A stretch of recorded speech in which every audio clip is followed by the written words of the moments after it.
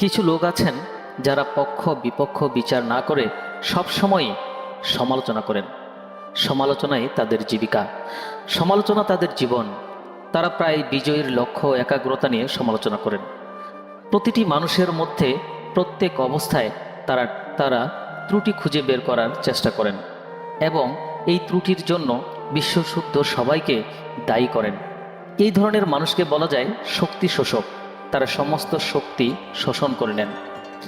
তারা শুধু নিজেদের মধ্যেই নয়, আশেপাশে যারা থাকেন সবার মধ্যেই একটা চাপা উত্তেজনার সৃষ্টি করেন। প্রকৃতপক্ষে ছোঁয়াচে রোগের ন্যায় তারা একটি নঞ্চার্থক বাণী বহন করেন এবং এমন একটি পরিবেশের সৃষ্টি করেন যেখানে কেবল নেতিবাচক ফলই পাওয়া যায়। রবার্ট ফুলটন স্টিম বোট আবিষ্কার করেছিলেন।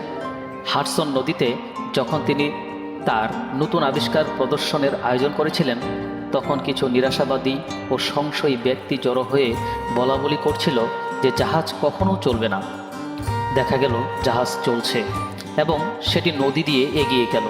তখন যারা জাহাজ চলবে না বলে মন্তব্য করেছিল তারা চিৎকার করে বলতে লাগলো, জাহাজ কখনো থামবে না। সব কিছুর নেতিবাচক দিক দেখার কি আশ্চর্য মানসিকতা!